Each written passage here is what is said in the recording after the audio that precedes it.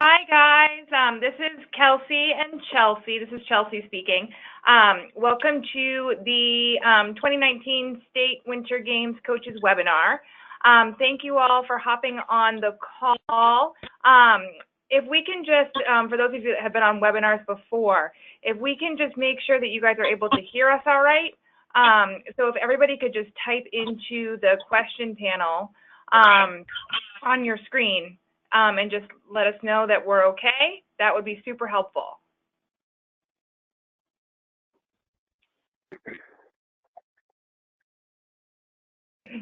Awesome. Thank you guys. Okay, so tonight we're just going to go through important information that you all need to know for the upcoming State Winter Games. And as always, thank you guys so much for taking the time to get on the call, learn a little bit more about the event. It helps with the overall process and flow, and it will also give you guys a chance to hear from really our key management team and organizers that help us put on a great event. So in addition to Kelsey and I, we also have Bill Hauser, who heads up the Valley events, Kathy Chandler, who heads up the mountain events. We have Rob Bose, who's in charge of awards. And then we also have, I'm probably gonna butcher your last name, Beth, but Beth Unite, who is in charge of... That was bad, that was bad. Was that, yeah, it's probably bad. So Beth from Eversource, who is heading up the resort experience this year. So first, just to kick off, we will just talk through the overall, just a picture of the general schedule. So all of you received this in an email from me a few weeks ago. Hopefully you can see it on your screens, but when the final information goes out, the general schedule will be included again, just so you have it, and it will also be printed out in your venue packets as well. But again, here's just a high-level view of what the general schedule is for the overall 3 days. And then all of you should have seen the sport-specific schedules as well for the mountain and for the valley. If for some reason you did not receive that email, please just let us know and we'll get it out to you, but that went out probably 3 weeks ago. So just with that, and then we'll, as we move through other high-level event pieces, you'll be able to see as we talk through just kind of different things that are happening when. So here is that event schedule. So now we'll go to the just registration side of things. And Kelsey is going to talk a little bit about the event support pieces leading up to the games and when you first get there. Hey guys, so just wanted to start off by saying that I'm going to be kind of taking the lead with State Winter Games now. It was Sarah who you probably were communicating with about a lot of the questions and resort experience stuff. Sarah's last day was Friday, so I'm going to come back and take over.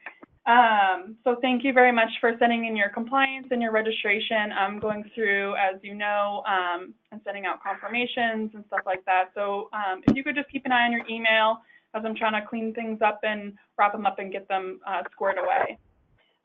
So to start off, local program check-in. We have an early check-in that's going to happen. That is for those that are coming to ski early. If you're participating in that, make sure that I know that, and if you need bag lunches because you're not attending the barbecue, please let me know so I can make sure we have bag lunches for you at early check-in. Additionally, we really hope that if you are participating in early check-in, that you're checking in as a whole local program. I can't do pieces of your local program, so make sure you're sending someone that's going to take care of the entire check-in process for your team. That's the same thing for regular check-in. At local program check-in, you're going to receive rules, a map, rosters for your time trial, bibs, lift tickets for your athletes and coaches. You'll receive resort experience wristbands. You'll also get a winter item of assortments for your athletes, whether it's a scarf or a hat. And then you'll also, of course, get your schedules. In addition to that, I've been trying to wrap up the opening ceremonies and those random questions at check-in. I am still waiting. I may not be waiting, but you might have told Sarah, and I can't seem to find that information. So I'm just going to list off a bunch of local programs that I'm hoping to wrap that information up with. So if I list your name, if you could follow up with an email and send it directly to me, that'd be much appreciated. I'm very sorry if it's a duplicate. You can forward that email that you had to Sarah or whatever. But I'm waiting for HC, Androscoggin, Bedford Bobcats, Claremont Cool Cats, Granite State, Hudson, Manchester, Merrimack, Monarch School, North Country United, Plus Pride, Rochester Raiders, South Meadow Middle School, Spalding Shooting Stars, Team Barrington, and Waterville Valley. Again, I'm sure you guys have all sent it to Sarah, but if you could just send it to me, that would be great. I'm looking for whether or not you're attending opening ceremonies, your nominations for the torch oath and the co-announcer, if you're submitting anyone for the athlete input committee, again, whether or not you need bag lunches for early check-in, the number of coaches tickets for your lift tickets, and if you could send me a contact person with their cell number, so in case of any emergency or last minute details, I will need that, please. Roster confirmations I hope to send out on Friday. If you guys could take a look at that over the weekend and send it back on Monday, that'd be fantastic. I sent you guys housing yesterday and a little bit this morning. If you could look at that and get that back to me by Thursday, tomorrow by noon. I want to get that off to Waterville Valley. Sarah from Waterville Valley is going to confirm with you next week about where you're staying and all that stuff. And if she has additional questions, she's going to reach out to you. Moving on to divisioning and information pickup. Divisions for the time trial will be in your local program packets when you check in for the Valley. And then you will bring your division sheet like last year for competition before opening ceremonies. Before opening ceremonies, yeah, sorry. Then for scratches, the last day for scratches is going to be on Tuesday of next week. So keep sending them along if you have them that come up. But after Tuesday, you're going to just scratch them during when you come check in for local programs. If it happens on Monday or Tuesday, you have athletes that can't compete, you're going to let the venue coordinator know when you have a scratch. Holly, yes, I'll send you a list of the questions I have for you if you after the webinar. But that is everything that I have. If you haven't sent your resort experience stuff to me, I need that no later than Friday by noon. So we can make sure that everyone is signed up according and we don't have to move anybody around. So please make sure you get that to me if you haven't already sent it to myself or Sarah. But that is everything that I have for event support. I'll move on to the next slide. Local program check-in, Beth and all. Early local program check-in, if you're skiing, is going to be at the Valley Inn from 8 to 9 a.m. If you are a Valley athlete or a mountain athlete but are coming later in the day, check-in is anytime between 11 and 1, and that is also in conjunction with the barbecue lunch at the recreation department on Sunday. So, but just a heads up, check the schedule. So if you do have athletes that are competing, you want to make sure that you're there on the earlier side, understanding that time trials are immediately following check-in and lunch. Maureen, we will get into the exact food items as we move through, and we can cover that then. It is not too late to join the barbecue lunch. So I think, again, if you would like to join in the barbecue lunch, just let Kelsey know, and we'll be able to add you. If you had put something in Ag-On for your meals for Sunday's lunch, that would be considered the barbecue. So if you put something in for Sunday's lunch, you're all set. The early check-in, again, is at the Valley Inn from 8 to 9 a.m. And at that point, if you're skiing, that's when you would get your bag lunches as well.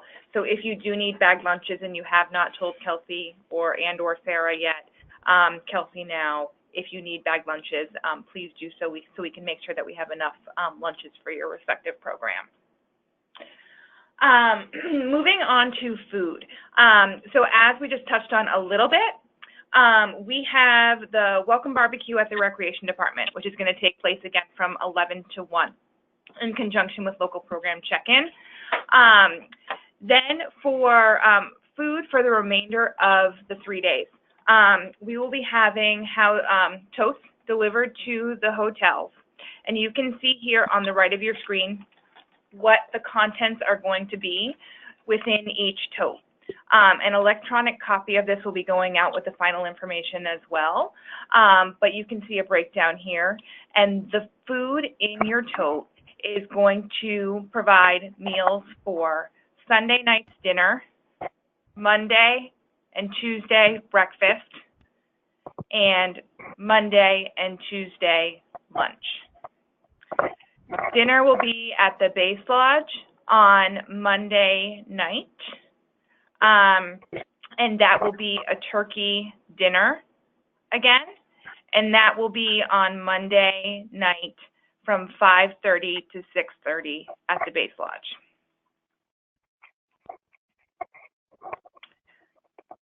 You will get your food totes when you check into your housing, and again, you'll know your housing location once Sarah passes along the confirmations in the coming week.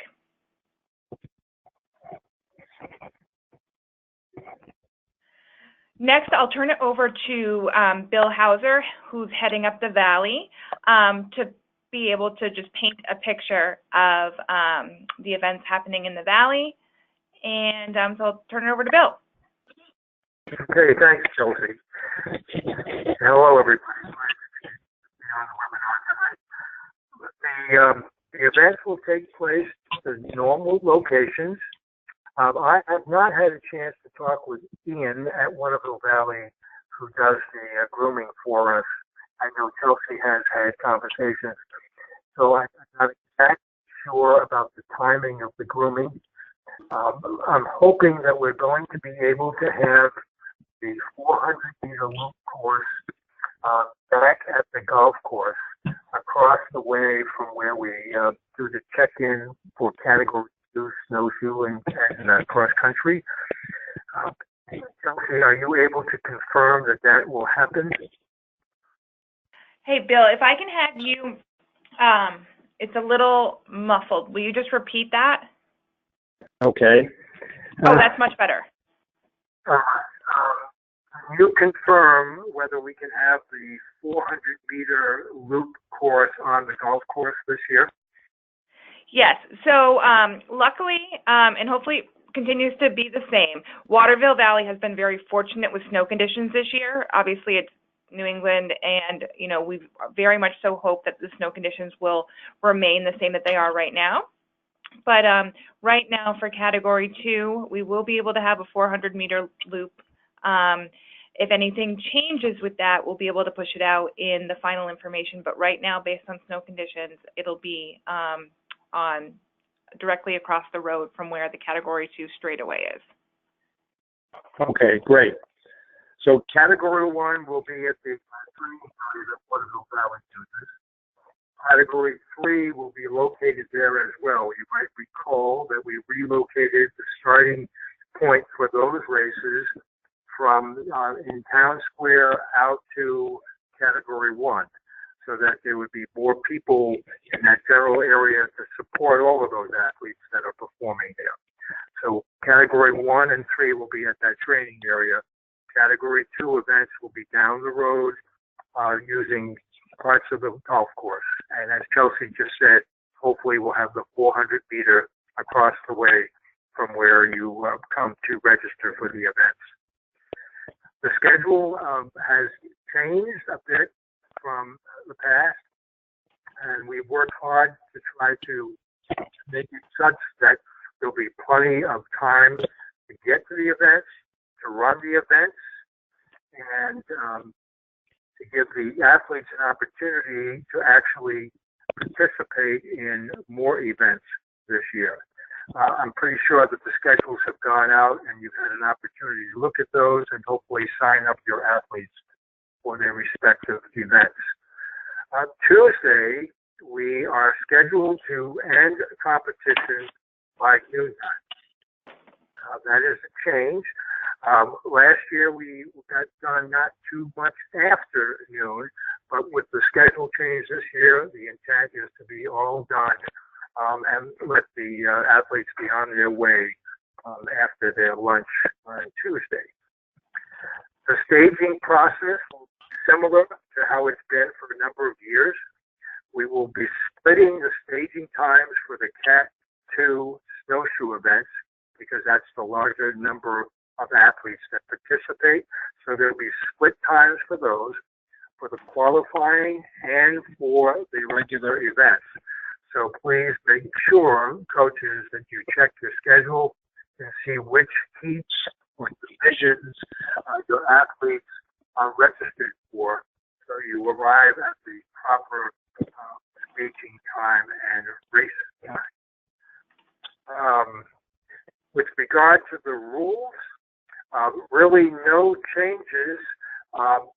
Just want to make sure you understand that there will be a countdown command given for the start of the races with a flag drop when the timer says go. So for those who might have hearing impairment, they should be watching for a flag drop as well as listening for a countdown. The equipment that the racers are wearing, whether it's skis or snowshoes, must be on their feet at the time that they cross the finish line in order for it to be official. We have no protests. You might recall that we eliminated those. We will be using a spotter at the finish lines in addition to the official timers. So the spotter can visually watch for the finish, and then they can have a conversation with the timers to make sure that they get it right so that the finish will be as recorded on the official time sheets that get then sent to awards. I think that's all I have. I'm at a disadvantage. I just moved today to a new house, and all of my stuff is in boxes, and I'm just doing this from memory. So if you have any questions, Chelsea, maybe you can read to me any questions that come in. If anybody has any questions about category 1, 2, or 3 Valley events for snowshoe and cross country, feel free to enter them into the question panel. Let me just add something that came into my mind. We'll have the Fairfield group will be at category 1 with Danielle leading that effort there. Category 2 snowshoe is Glenn coming back. Category 2 cross country, Betty Hackett is making a return, and she'll be assisted by Eileen, who's been running that event the last couple of years.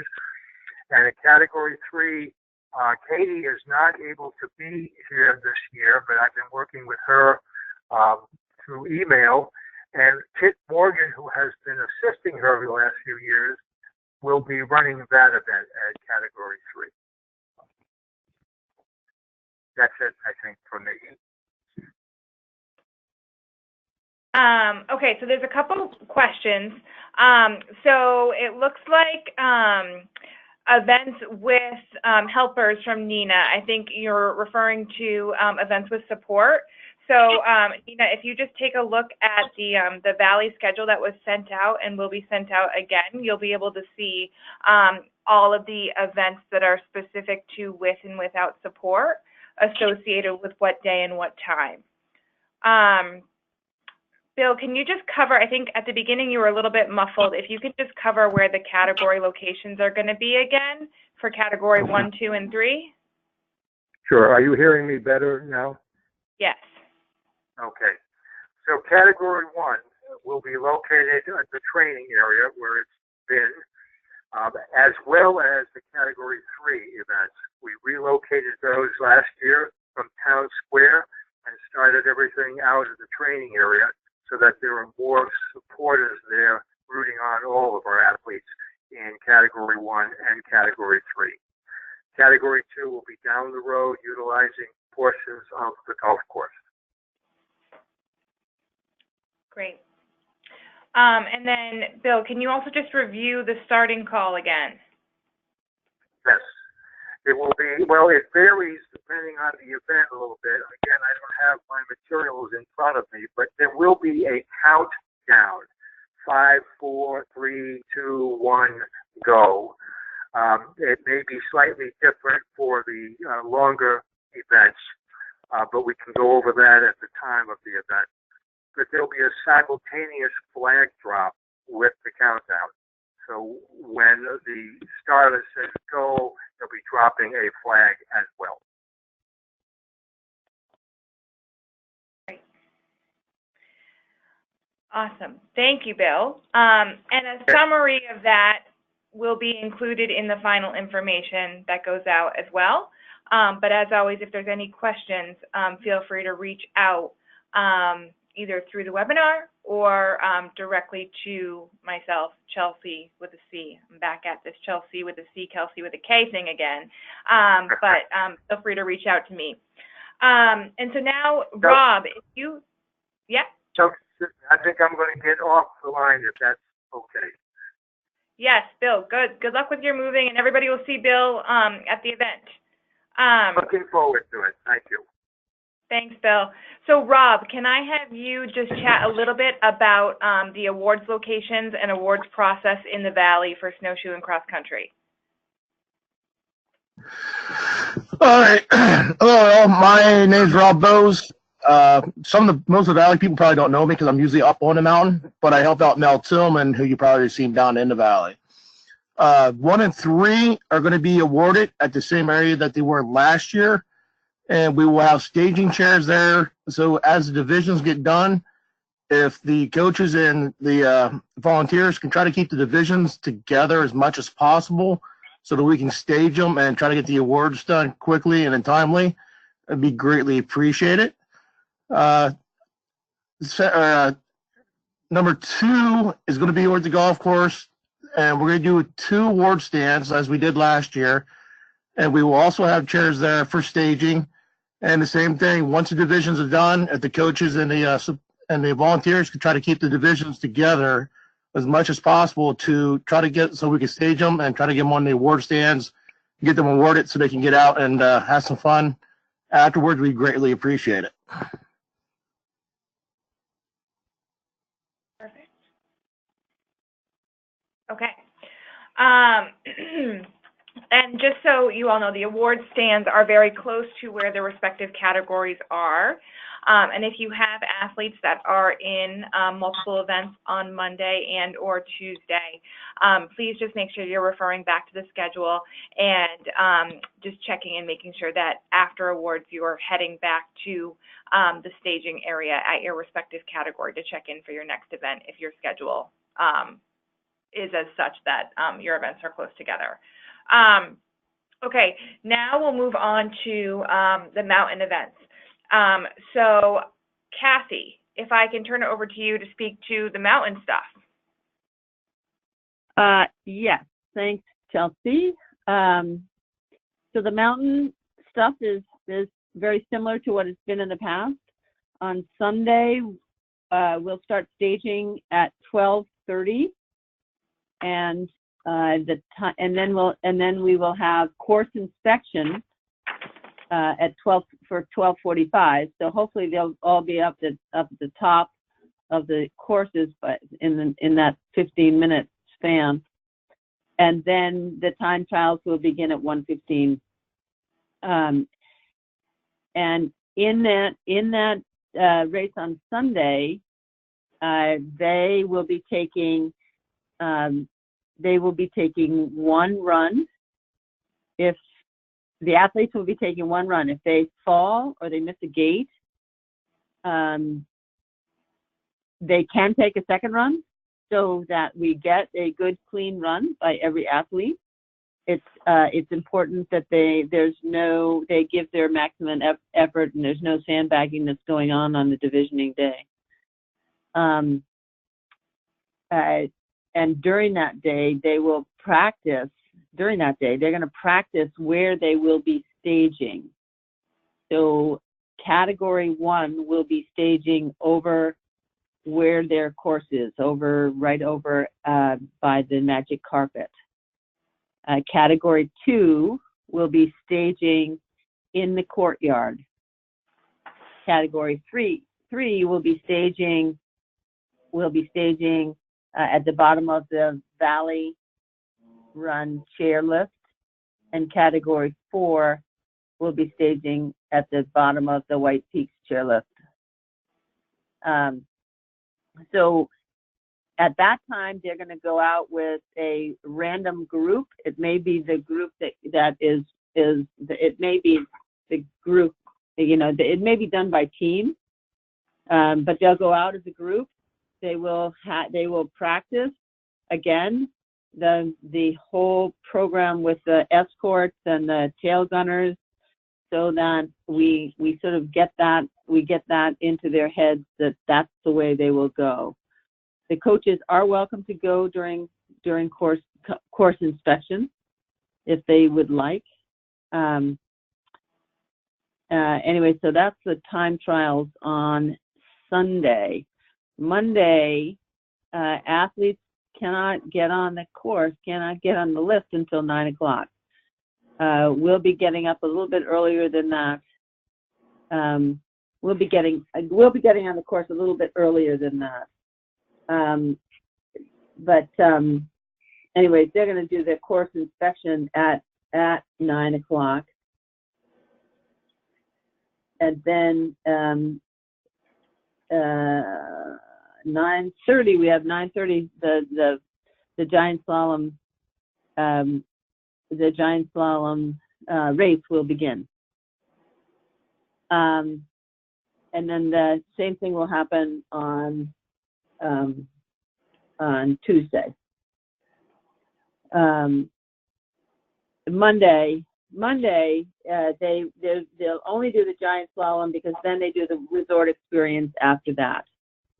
And something is, I will be helping with the divisioning that goes on Sunday after they do their divisioning runs. And they will be available, that will be available for pickup after the opening ceremonies. Tuesday is basically the same schedule, where they're going to be on the lift at 9, and 9:30 the first race starts, and then 1 o'clock is when the second race starts on Tuesday. And Tuesday is slalom in the morning and Super G in the afternoon. Super G is just one run. Both the giant slalom and slalom are 2 runs, and it's a combined time. So if they miss or don't complete for some reason one of those runs, they will get a participation ribbon, but not be able to medal in that race. Some other things are that they will have, as we have in the past, they will have an escort and a tail gunner, and it is important that those groups stay together, because those escorts and tail gunners are given a list of those athletes that are part of that group, and it is important that that group does stay together. So anyways, we would appreciate that coaches, if they want to be with their athletes, that they stay with the group.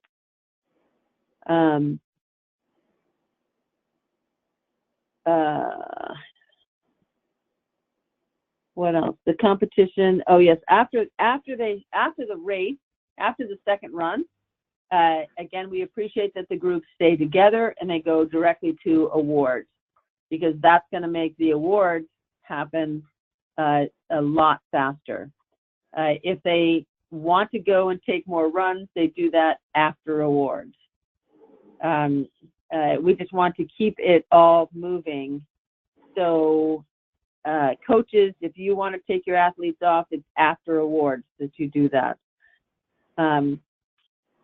And the other thing I wanted to just go over a little bit are some of the rules. We are working hard. We do the same start command that they do in the Valley. So it's 5, 4, 3, 2, 1, go. If someone does have a hearing impairment, they usually will tell the starter. The starter will work with them and get them to start in an appropriate manner for them. So it always has worked out for us. It's not an issue. We work to make these skiers as independent as they can be. My philosophy personally is that I want our athletes to be able to ski these courses independently and successfully. Obviously, success is huge. So I am often recommend that they ski a level down or a category down rather than push them to ski a category that is really difficult for them to do. We do have the 2-minute rule. We do still have the 2-minute rule, and that is if an athlete moves out of the general direction, falls, loses a ski, misses the gate, whatever, he or she has 2 minutes from the time of the deviation to re-enter the course. And if they fail to do that in that 2-minute time limit, or they get help from anybody, a coach or a gatekeeper or anybody, then they will be disqualified in that run.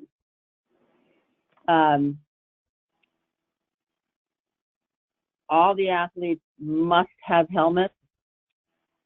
That is a requirement of Special Olympics. They have to have a helmet. So that will be important. If they don't, they need to, we have some at the rental shop that they can use. What else did I want to say? Oh, Ski Check will be open on Monday morning, Monday afternoon, and Tuesday morning. So they can leave their skis there. Athletes can leave their skis there, and coaches. One of the other things that I wanted to talk about is that there is no coaching from the side of the trail. Coaches, I'm happy to have coaches go up on the course and be at the start, but they really are not to be skiing down next to their racers, telling them to go into the red gate and into the blue gate, because that's considered coaching. So if you want to talk about it before, if you want to talk about it during course inspection, that's the time to do it, not during the race. And I think that that's all I have. If there are any questions, I'm certainly happy to answer.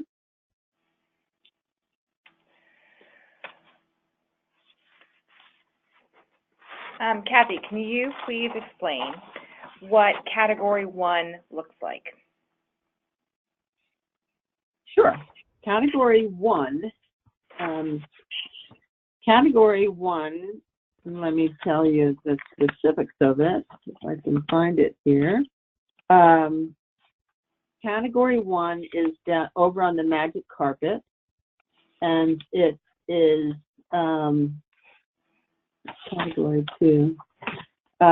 It is basically a start and a finish, and in the Super Glide there is one turn. So it goes. It's a pretty straight course. It's a very flat course. There may be one or two slight deviations. But it's a great starter course for those people who are just starting this competition. Great.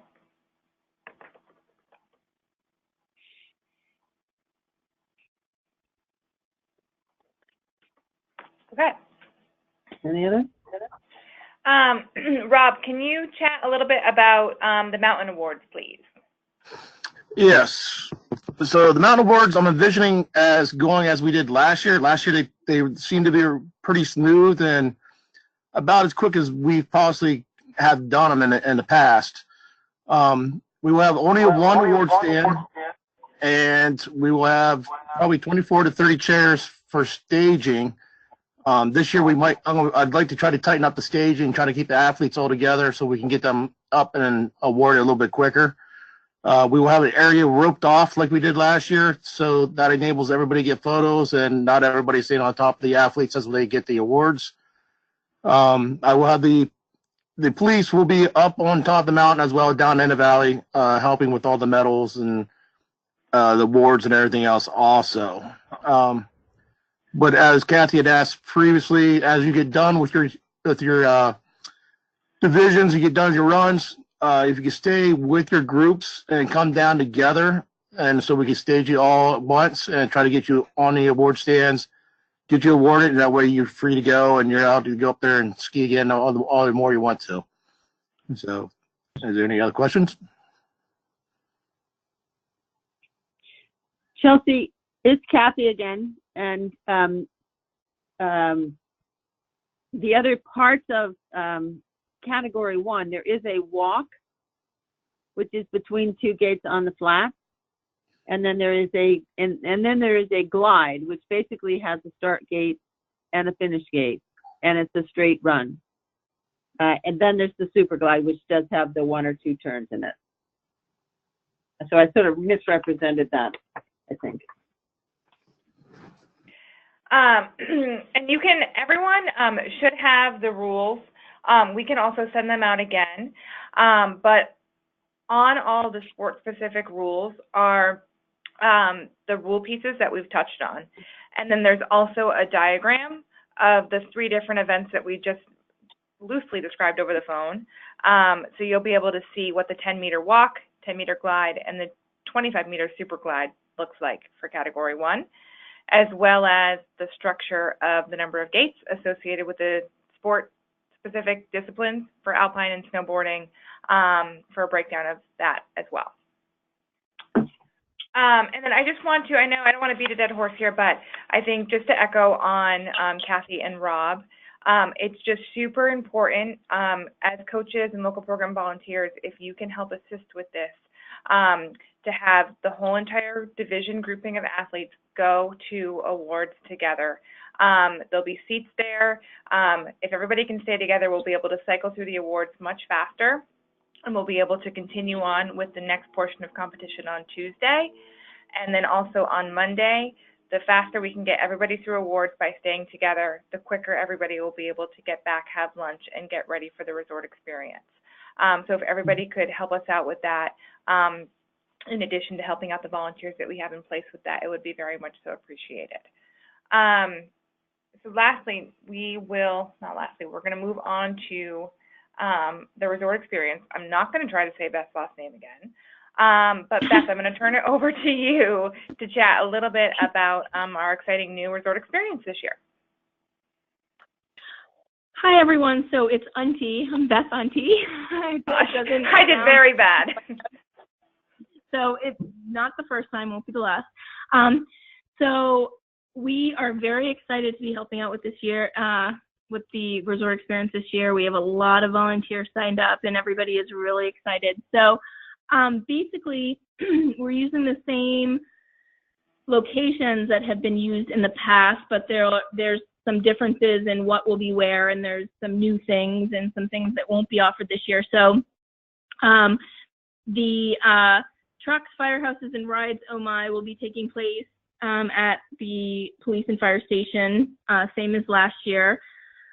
At the rec center, archery tag will be there, same as last year, but we will be having rockin' karaoke there this year on the stage, which should be a lot of fun.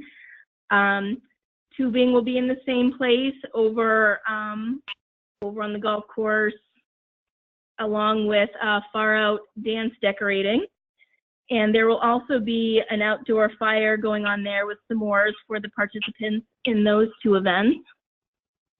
At across the street next to Town Square will be the Snowmageddon Snowshoe Challenge. And over in the Silver Fox will be the T-shirt tie-dyeing Die Hard, and as well as yoga, and Build-A-Bear will also be there. At the Valley Inn will be crazy cord crafting, making bracelets out of parachute cord, board games, and picture this, picture frame decorating. There will also be a photo booth in the Valley Inn. So those who are participating in the picture frame decorating can be decorating a picture frame that they can then put their photo from the photo booth in. So we're excited about that. And that's about all. Is there anything? So the schedule, we'll be having 3 different sessions starting at 1 o'clock.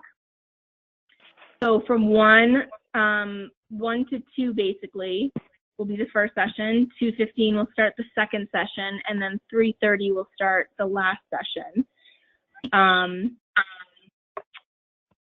Wristbands will be given out at the beginning when, as Chelsea mentioned earlier, the process will be the same as years past, I believe, for this year.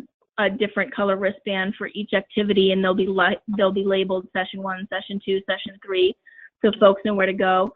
We will also be putting out A-frames at each of the locations that list the activities that are taking place at each of those locations. Those will kind of be the shuttle drop-off and pickup points, so that people know what activities are taking place at those locations. So hopefully that'll be helpful. And then we will also be providing a bag to all of the athletes at the beginning, at the first session, that they can use to put in anything that they collect throughout their experience. So if they're tie-dyeing a T-shirt, they can put their T-shirt in there, or a bracelet, or any of that stuff. Even snacks that they get along the way, or whatever, they can put in there and carry throughout the day. So those will be going out at the beginning. Is there anything I'm missing, Chelsea? Or any questions? No, I think that covers it. I think a lot of folks are asking questions about whether or not this map will be available to you. It will be. So an electronic version of this will be going out with the final information next week. And then it'll also have a couple copies in your local program that you'll get at local program check-in that you can refer to. And really the great thing about Waterville Valley is that even though it might look a little bit spread out, I think all of you guys are familiar with the Valley. Everything is very close to one another. So there will be the Waterville Valley buses that are circling around, but I think just remember that we have built in 15 minutes of travel time in between each one of these sessions, and a lot of them are very walkable, which I think is great. With the wristbands, so we have been collecting information. As Kelsey mentioned, there are some local programs that we're still waiting to hear from in terms of what your resort experience signups are. If you have not sent that in yet, if you can send that in by Friday at noon, so that way we can just relate all of the things that folks are doing, and just make sure that we have enough supplies. And if for some reason we have to adjust with numbers at all, we'll be able to let you all know then. But I think this is really, we're thrilled about the partnership with Eversource. They've put a lot of time, effort, and energy into this. And And I think all of them are going to have a lot of volunteer participation and are going to be a lot of fun. So if you have not signed up yet, I would definitely encourage you to do so. And if you have any questions, you can just take a look at the registration form that was sent around that provides a little bit more of a description for each event. But at Local Program Check-In, once we have all your registrations, each resort experience will have a specific wristband color. And what we will do on those is we will be writing, we'll give you a guide of what each color means. Just, I know there's a lot of different moving parts to keep track of with your local program, but each color will represent an activity, and each wristband will have the activity and time written on it. And then those will be given to you within your local program packet, and then you can disperse them to those respective athletes on your teams prior to the resort experience on Monday afternoon.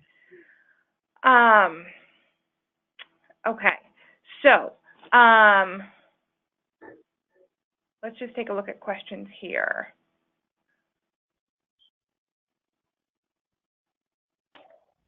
Okay, so back to a couple questions on Alpine.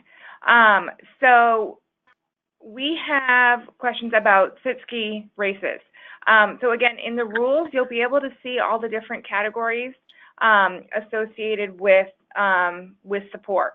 So there are with support in categories 2 and 3, and then there's also sit ski in categories 2 and 3.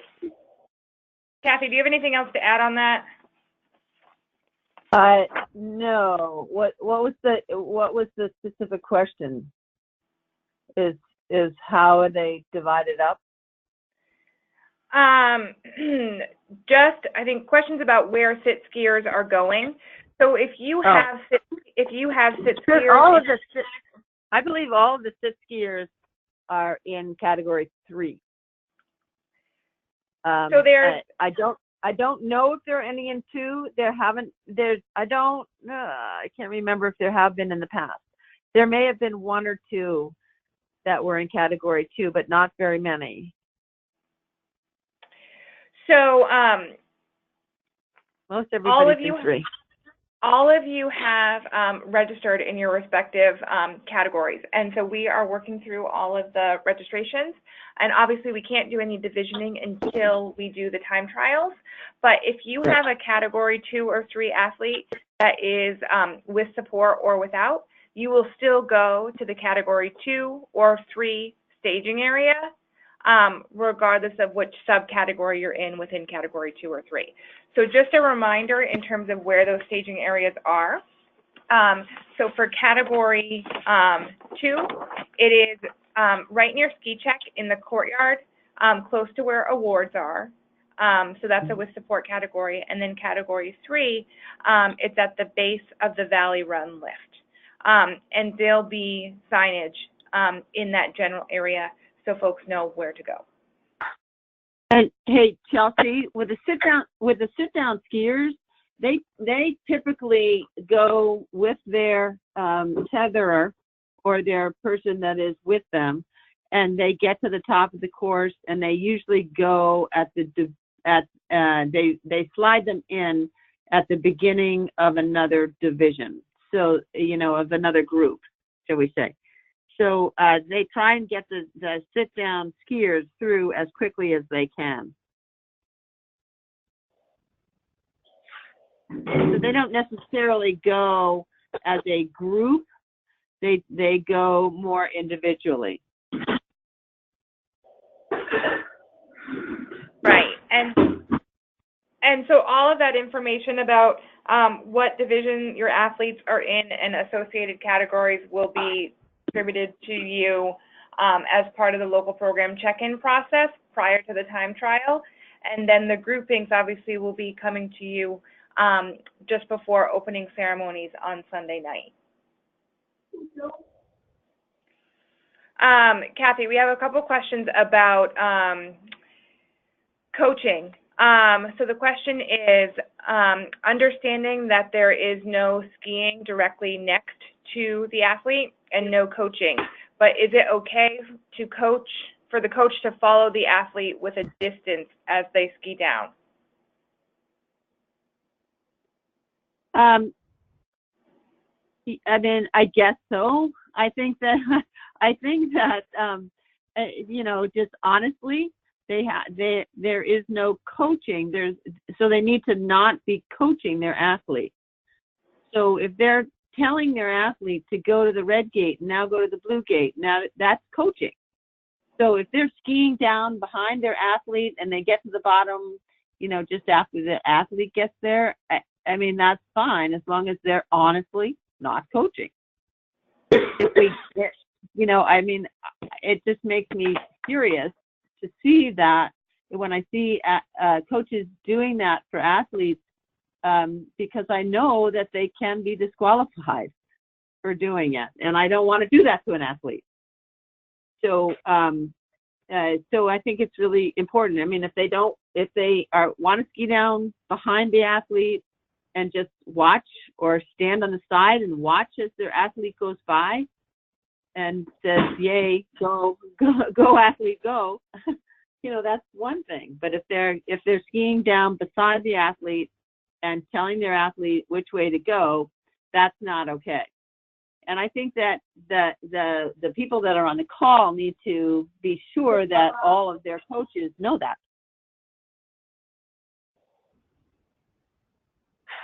Does that make sense?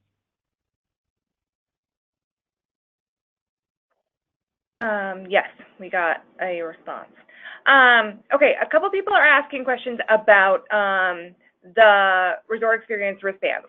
So if your local program gave us a list with athletes' names associated with which activity they're doing, we will write that on the wristband to help with the overall process. However, if your program just gave us, you've got 4 people doing tubing at 1 o'clock, 3 people doing tie-dye at 2:15, then we'll just give you packets of wristbands associated with that color to distribute.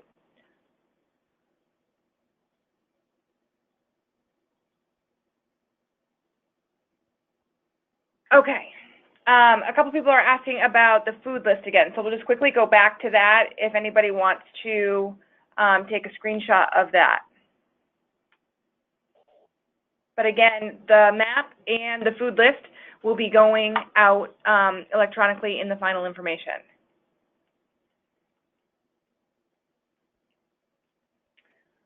Okay.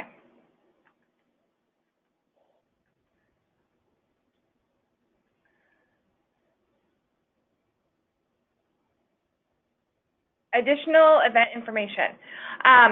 So opening ceremonies is going to take place on Sunday night, and that will begin with athlete staging at 7 o'clock. We will have additional lights, so it is brighter for the programs that are lower in the alphabet, similar to what we talked about at the preseason call.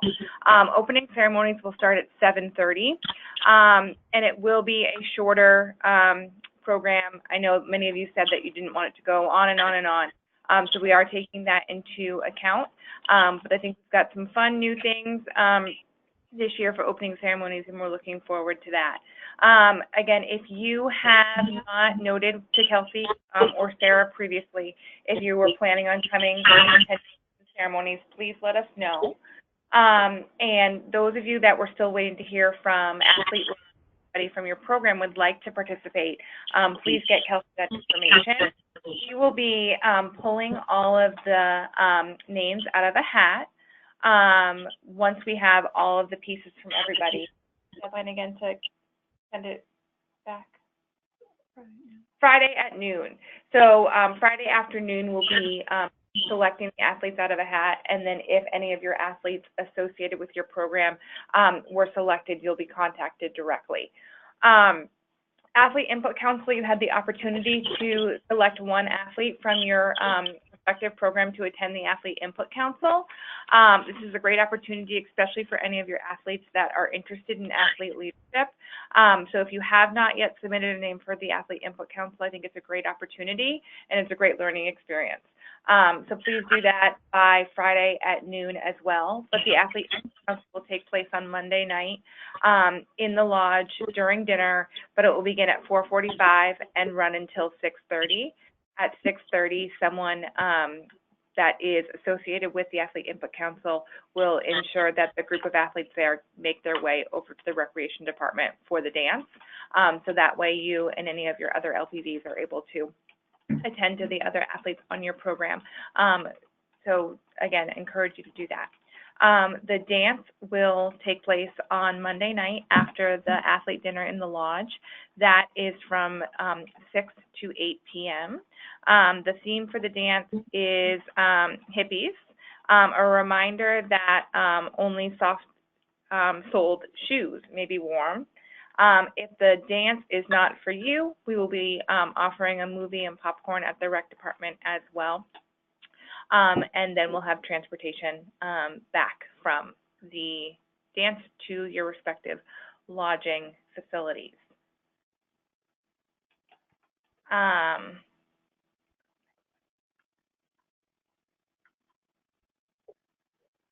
Okay, a few other event information pieces. With any medical items, we have a great relationship with the Waterville Valley medical response team. If you encounter any issue at all, please just dial 911 and the call will be routed to Waterville Valley Public Safety. With bad weather, knock on wood, hopefully we'll have good weather. If we have to cancel anything, you will be notified via the primary contact that you submitted or will be submitting to Kelsey. If anything has to be canceled, we'll cancel it in blocks. So we will cancel Monday morning or Tuesday afternoon. But please assume that everything is on and everything is a go unless you get some form of communication, and it will come in the form of both a text and an email to whomever the one primary contact is that you listed associated with your local program. Additionally, if any other bits of information have to be communicated, for example, last year due to snow conditions, we had to relocate where the 400-meter cross-country run was, cross-country event was. If anything like that comes up, we will be pushing that out through the communication chain as well, via text and via email to the primary contact. So please make sure whomever your primary contact is has their phone and is charged and ready to go. But hopefully that will just be any major changes. Everything else will be communicated obviously through this webinar and the final information and information within your packet. That's just changes. As we move through, there's additional, I think most of you guys at this point probably have mine and Kelsey's cell phone number. If you have any direct questions associated with that, you can just, associated with the games, associated with anything, you can reach out to both of us.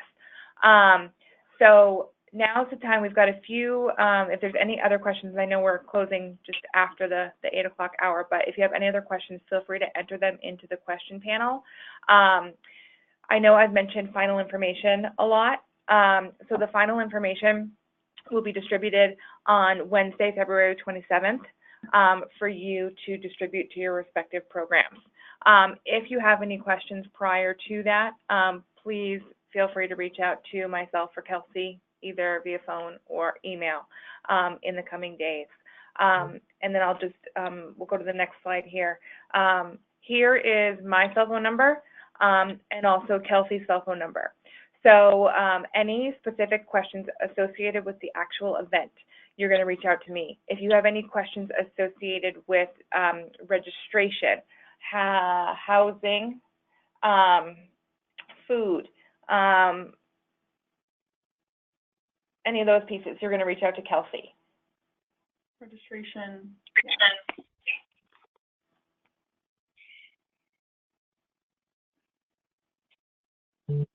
Okay, so feel free to type any questions that are lingering into the question panel. We'll either answer them directly or answer them out loud to the group, depending if it's specific to your group or not. But again, thank you guys so much for hopping on the call.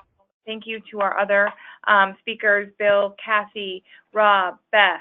Thank you guys. And we're looking forward to a really great 2019 State Winter Games. And I hope all of you and your local program volunteers, and most importantly, your athletes, I hope that everybody's looking forward to it.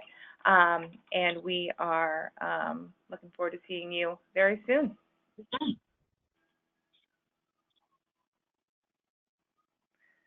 Okay, Thank you, so Chelsea. it looks like a couple people are unable to see Kelsey's cell phone number.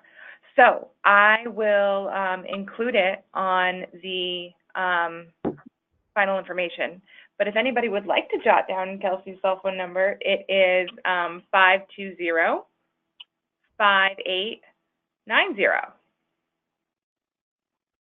area code 603.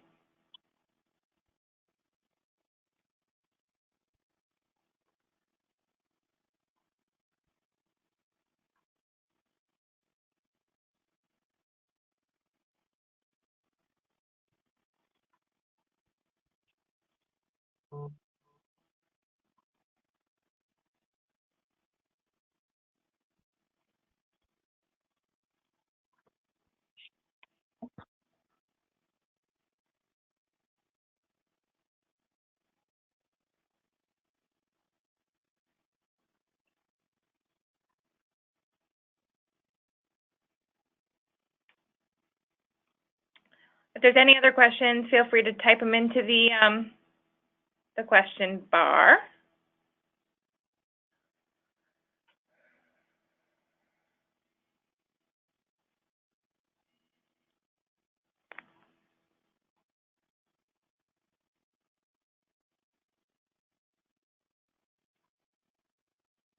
Awesome. Well, thank you guys for those that are still on so much.